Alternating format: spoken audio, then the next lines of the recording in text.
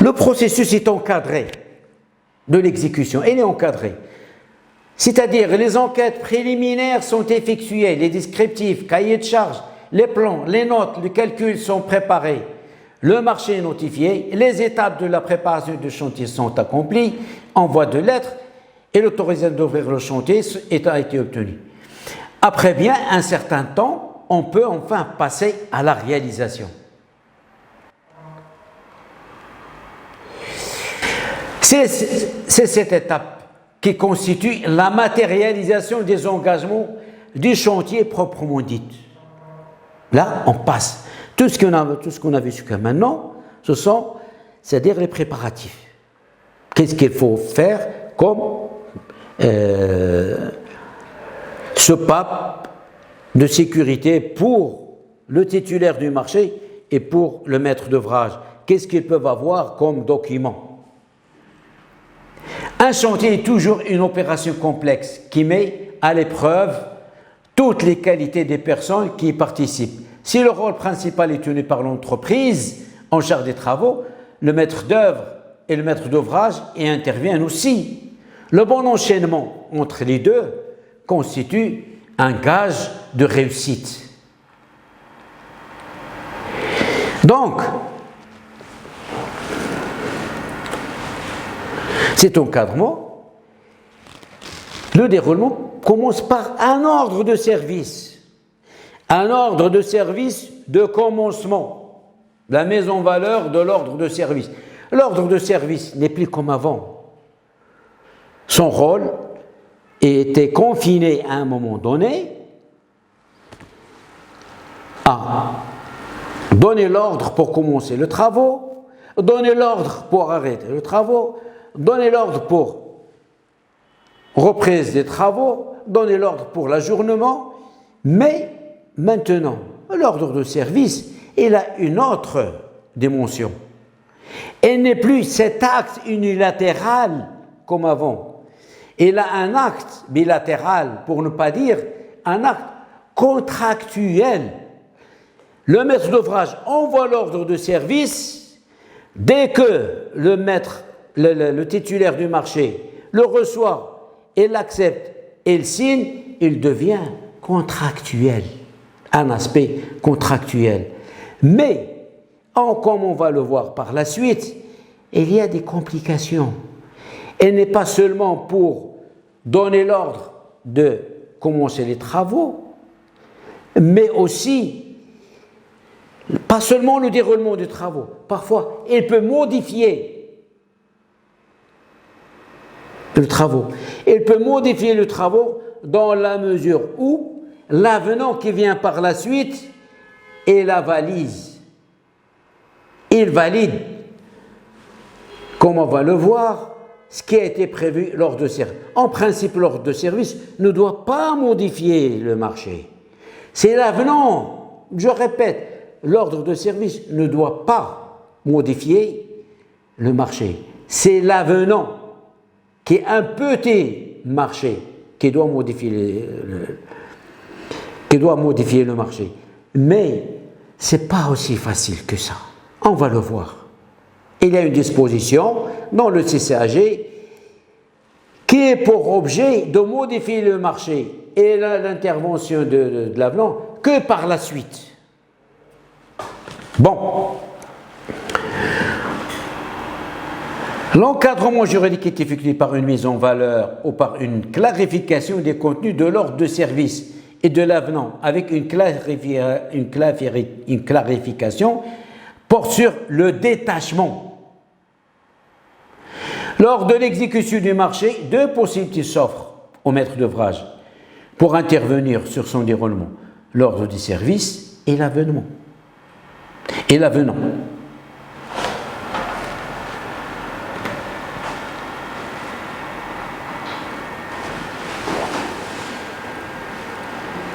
La mise en valeur de leurs services est prévue par l'article 6 de CCAG qui a donné une consécration explicite du caractère contractuel.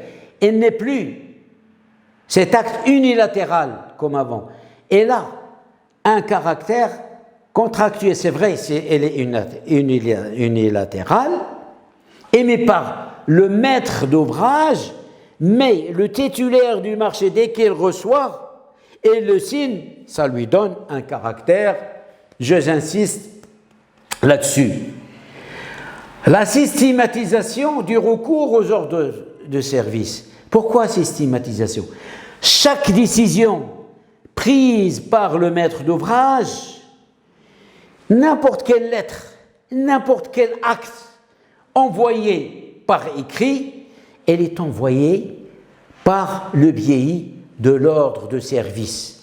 Chaque acte, dès le départ, même la résiliation, elle est envoyée par un ordre de service. Un ajournement est envoyé par un ordre de service. Un ordre quelconque, une demande quelconque est envoyée par un ordre de service. C'est pour cela que je dis que l'ordre de service, dès qu'il est accepté par le titulaire du marché, elle est devenue comme obligatoire pour le titulaire du marché. Et qui dit obligatoire dit contractualisation de cet ordre de service. Exemple. Comme vous pouvez le constater ici, là, c'est un ordre de service au titre de transmission. C'est un ordre de service, comme vous pouvez le constater, et c'est clair, net et précis. Et par la suite, qu'est-ce qu'on trouve? Un acte de résiliation. Donc cet acte de résiliation, il y a deux actes. Il y a l'ordre de service dans un premier temps et l'acte de résiliation. Cet acte de résiliation a été véhiculé par l'ordre de service. Ce qui donne à cet ordre de service son caractère contractuel. Elle est systématique. Chaque fois une décision prise par le maître d'ouvrage, elle est véhiculée par un ordre de service.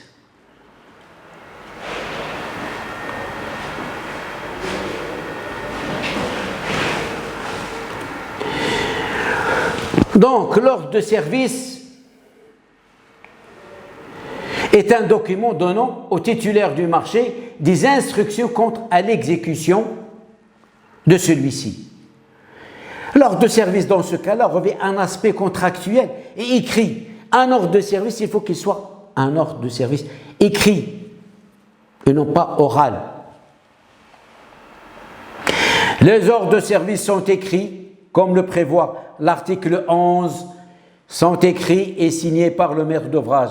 Elles sont datées, numérotées, enregistrées dans le registre du marché. Écoutez bien, enregistrées dans le registre du marché. Et le registre du marché, c'est qui? C'est le maître d'ouvrage. Et par là, cela signifie que le titulaire du marché ne doit en aucun cas exécuter un ordre de service oral. Jamais, jamais, jamais un ordre de service oral. Parce que parfois, on exécute, fait ceci, fait cela, mais l'ordre de service, il faut qu'il soit un écrit. N'exécutez jamais un ordre de service oral. N'exécutez jamais un ordre de service oral. Parce qu'il y a eu beaucoup de problèmes, comme je vais l'expliquer par la suite, avec le maître d'ouvrage pour concrétiser ce qui a été exécuté. Si vous exécutez un ordre de service, il faut qu'il soit un écrit, comme le prévoit l'article 11. Cela signifie que le titulaire du marché ne doit en aucun cas exécuter un ordre de service oral. La Commission nationale de la commande publique ne reconnaît pas la validité d'un ordre de service oral. La Commission nationale, c'est l'ancienne Commission des marchés publics. D'ailleurs, parce qu'il y avait des problèmes, il y avait des différends, des conflits, on a saisi la Commission des marchés, et la Commission des marchés, il était clair. Un ordre de service, il faut qu'il soit écrit, noir sur blanc. N'exécutez pas un ordre de service oral parce que si vous l'exécutez, à vos risques et périls, vous ne pouvez pas prétendre à quoi que ce soit. L'article 6 du CCAG indique que les pièces contractuelles postérieures à la conclusion du marché comprennent les ordres de service et par voie de conséquence, c'est une pièce constitutive de l'ordre du marché. Un ordre de service, c'est un ordre écrit.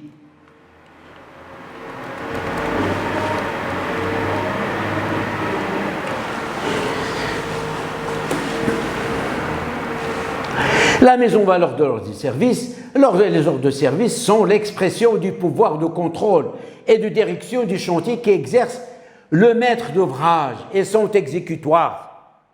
C'est avec ça, avec le maître de service, avec l'ordre de service, que le maître d'ouvrage contrôle l'exécution du marché selon ce qui a été prévu dans le CPS, selon les obligations et les engagements qui ont été pris par le titulaire du marché, l'entrepreneur. C'est un ordre écrit qui est susceptible de régir toute l'exécution du contrat. Avec un ordre de service, on décide à partir de quel moment on commence les travaux, on décide de communiquer telle ou telle information, on décide de telle ou telle possibilité ou interdiction, on décide d'affermir les tranches conditionnelles. Par exemple, les tranches conditionnelles, elles sont constituées de plusieurs tranches. Il y a la première tranche qui est ferme, et ensuite la deuxième tranche qui est conditionnelle.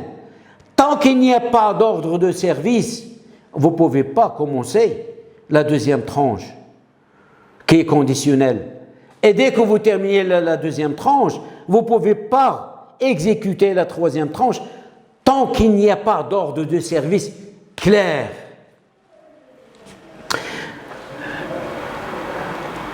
On décide de la manière de procéder à quel moment. En bref, elle peut servir à mettre en œuvre toutes les mesures que le contrat permet de prendre. Et elle matérialise le pouvoir de direction du chantier attribué au maître d'ouvrage.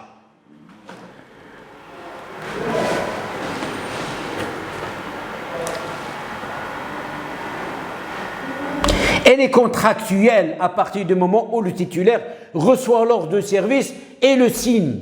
Cette signature lui donne son caractère contractuel.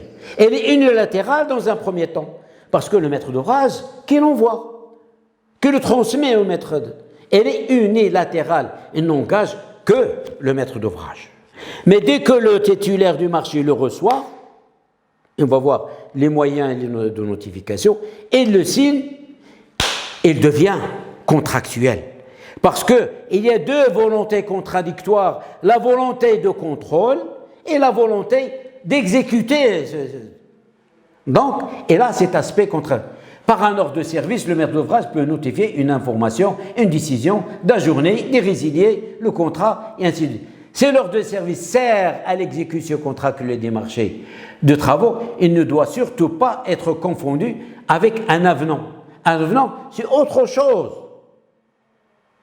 Il ne faut pas le confondre. Un ordre de service, c'est une, même s'il donne, qu'on va le voir, l'ordre d'exécuter surtout les travaux supplémentaires, par exemple, et immédiatement, il ne faut pas qu'il soit confondu avec un avenant.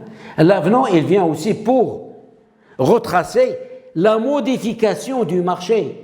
L'ordre de service, en principe, il faut qu'il s'occupe seulement et uniquement de l'exécution du marché.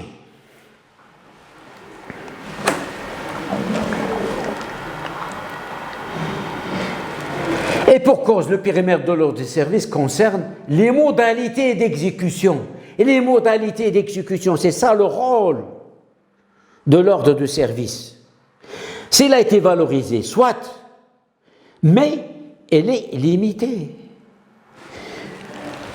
du contrat et non son contenu ou son objet. Un ordre de service, il ne faut jamais qu'il modifie le contrat, ni le contenu, ni l'objet.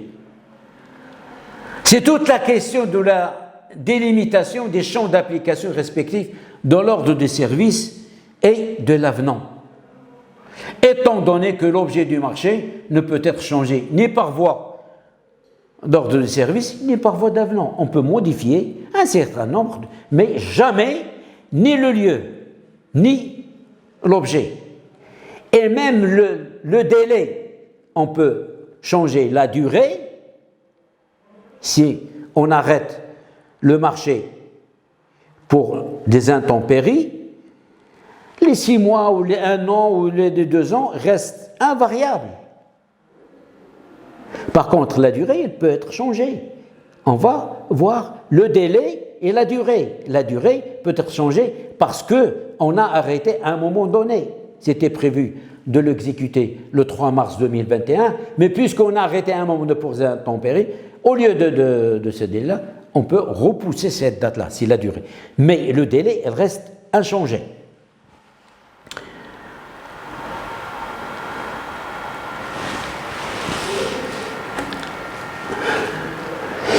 L'ordre de service, informalisme bien maîtrisé. L'ordre de service est devenu un document essentiel qui précise les modalités prévues au marché pour l'exécution des prestations. Elle est devenue l'outil de transmission de toutes les décisions prises par le maître d'ouvrage, puisqu'elle recouvre un vaste champ d'application. Elle a une valeur juridique ou de preuve. C'est pour cela que je dis, c'est un écrit. C'est pour ça que je dis, il a une valeur juridique. Il donne l'ordre. Si le maître d'ouvrage présume l'existence d'un vice de construction dans l'ouvrage, il adresse à l'entrepreneur une lettre de mise en demeure qui lui est notifiée par un ordre de service, en lui précisant exactement les manquements. Donc il y a une lettre de mise en demeure, et cette lettre de mise en demeure, elle est envoyée comment? Par un ordre de service. Un ordre de service, quel est l'objet? Une lettre de mise en demeure. Et la lettre de mise est accompagnée avec l'ordre de service. Donc, il faut prendre les choses au sérieux. Lettre de mise en demeure, notifiée par un ordre de service, on lui présente exactement les manquements relevés et le délai dans lequel il doit remédier à ces manquements. Ceux-ci peuvent conduire, le cas échéant, à la démolition partielle au total de l'ouvrage. C'est la lettre. C'est pour cela que je dis.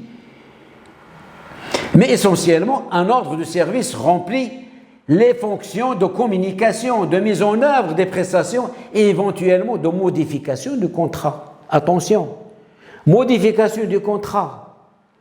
Mais quand il y a une modification du contrat, il faut exiger un avenant. Et on va voir par la suite, c'est seulement l'avenant qui modifie le contrat. Même si c'est un ordre de service, parfois, on lui demande de faire telle ou telle chose, il faut demander un avenant pour cette modification. En ce que la modification unilatérale est possible, mais on peut avoir peur de la mettre en place parce qu'on ne sait pas dans quel cas on peut s'en servir, ni quelles sont les conséquences exactes. Les maîtres d'ouvrage sont souvent confrontés à des problèmes durant les travaux et ces problèmes nécessitent souvent des modifications pour les surmonter. La question des modifications est liée à celle des travaux supplémentaires. C'est une question cruciale de savoir ce que l'on peut modifier et quelles en seront les conséquences, notamment financières, parce que quand on modifie, il y a des répercussions financières. Et comme vous le savez, cette notion, il faut le mettre dans la tête, soit du maître d'ouvrage, soit dans la tête du titulaire du marché. C'est l'équilibre financier du contrat. Il ne faut pas qu'il soit rompu. C'est pour cela, j'ai dit au début, les marchés sont faits pour consolider le tissu économique et social. C'est pour aider les entreprises, c'est pour redistribuer cette enveloppe budgétaire. Et par voie de conséquence, il ne faut pas casser cet équilibre financier du contrat. Donc, quand on demande des travaux supplémentaires, on va les expliquer par la suite. Et on va faire encore référence à ce que je suis en train d'expliquer maintenant, que l'ordre de service peut être utilisé afin de communiquer. Le service de travaux prévoit l'obligation de notifier certaines informations à l'entrepreneur. La forme de l'ordre de service est utile à cette fin. En effet, le titulaire est réputé avoir accepté les prescriptions de l'ordre de service s'il n'aime pas de réserve. Et je vous ai dit une chose, dès qu'il y a un problème, il faut retourner, il faut signer l'ordre de service avec les remarques. Mais s'il met en danger les ouvriers ou bien l'entourage, il faut refuser de l'exécuter. Et on va voir les cas où on peut refuser d'exécuter un ordre de service. Un ordre de service, soit il est accepté entièrement, soit avec réserve, soit il est refusé. Tout ça, c'est pour l'intérêt de l'entrepreneur. Donc, le titulaire est réputé avoir accepté les prescriptions de l'ordre de service s'il n'émet pas de réserve dans le délai imparti, parce qu'il y a des délais. Et je vous dis tout de suite, je parle davantage, parce que le délai, quand il donne un délai, passer ce délai-là, deux choses. Soit il constitue un rejet, surtout pour le recours gracieux, dans ce cas-là, l'entrepreneur, écoutez bien, l'entrepreneur doit faire les démarches pour passer à autre chose. Soit, dans un sens positif, c'est que passer ce délai-là, soit le maître d'ouvrage est censé accepter s'il n'a pas répondu aux réserves de l'entrepreneur. Soit, dans un autre sens, c'est que si le titulaire du marché n'a pas émis des réserves et l'a envoyé, passer ce délai-là, l'ordre de service est considéré comme accepté par lui. Donc, il faut respecter les délais de répondre par oui ou par non, par émettre des réserves ou par refuser. Si vous ne faites pas ça dans les délais impartis, vous êtes considéré comme vous avez accepté l'ordre de service. L'entrepreneur est tenu d'une obligation de résultat. Elle est obligée d'exécuter les ordres de service, sauf rare exception. Par conséquent, il doit lui aussi savoir si l'administration n'abuse pas de son pouvoir de modification. Je répète, ce qu'il doit savoir si l'administration n'abuse pas de son pouvoir de modification, mais l'entrepreneur est protégé des abus parce que la jurisprudence empêche l'administration de modifier les clauses financières. Je dis bien que la jurisprudence même au Maroc, quand le contrat du marché risque d'être déséquilibré par un certain nombre de demandes de maître d'ouvrage, dans ce cas-là, la jurisprudence, elle demande d'indemniser.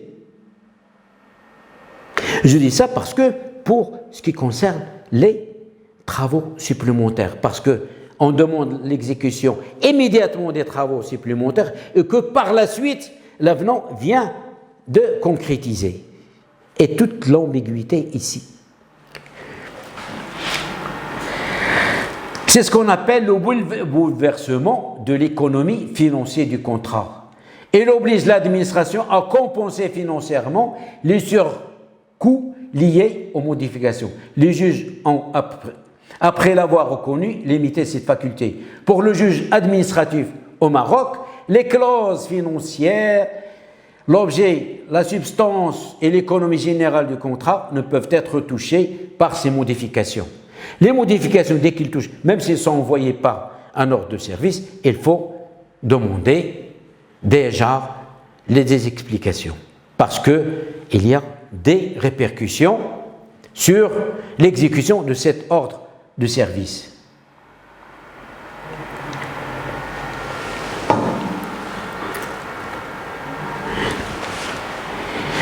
L'article 11 de CCAG dispose que l'ordre de service est un document émis par le maître d'ouvrage qui a pour objet de notifier à l'entrepreneur des décisions et des informations concernant le marché. Donc, c'est une décision unilatérale dans un premier temps du maître de l'ouvrage. Traduisons le pouvoir de direction. L'ordre de service intervient dans ce cas-là dans tous les aspects de l'exécution qu'on traduit. C'est un ordre qui émane du maître de l'ouvrage et qui indique les instructions qu'un entrepreneur doit respecter sur l'exécution des travaux commandés par la personne publique, État, collectivité territoriale, établissement public. Puisque c'est un document, il faut que ce document soit en harmonie avec les prescriptions réglementaires qui a été prévu dans le CPS. Un ordre de service est obligatoirement un écrit. Un ordre de service oral n'a aucune valeur juridique. On a dit ça. Un ordre de service doit être signé par le maître d'ouvrage. Si vous avez reçu un ordre de service qui n'est pas signé par le maître d'ouvrage, il ne faut pas l'accepter. Elle est datée, numérotée chronologiquement et enregistrée dans le registre du marché et dans le cahier de chantier. Un ordre de service est adressé selon une procédure spécifiée par l'article 11 de CCAG. Chaque ordre de service doit être envoyé par le maître d'ouvrage à l'entrepreneur en double exemplaire. 2 exemplaires. L'entrepreneur doit alors renvoyer au maître d'ouvrage l'un de ces 2 enveloppes, signé et daté le jour de sa réception. Et il garde un et l'envoie un autre, signé, autrement dit, à partir du moment où il est signé, il faut qu'il soit exécuté.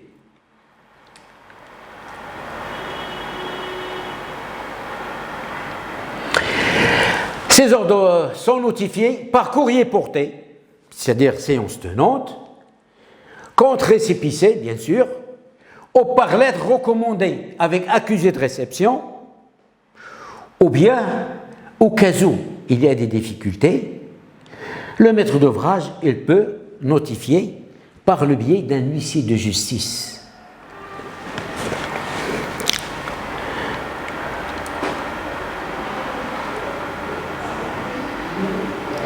Encore moins pour un ordre de service oral qui n'a aucune existence juridique, puisque en l'absence d'un document qui fixe la nature et l'étendue de la prestation réalisée, l'entrepreneur assume l'entière responsabilité si elle l'a exécutée. S'il n'y a pas d'ordre de service, ou si l'ordre de service ne remplit pas ces conditions, signé, doté, numéroté, il faut qu'il soit, c'est-à-dire en harmonie avec la réglementation en vigueur.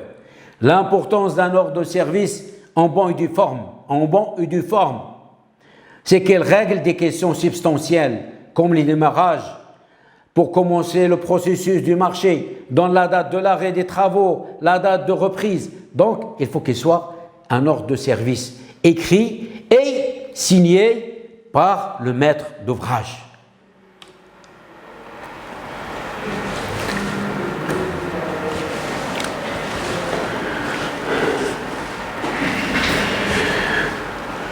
En effet, les ordres de service peuvent porter de toutes les instructions nécessaires à l'exécution. On a dit ça, il ne faut pas le répéter, donc seulement pour mettre les gens en... C'est-à-dire, il faut les avertir.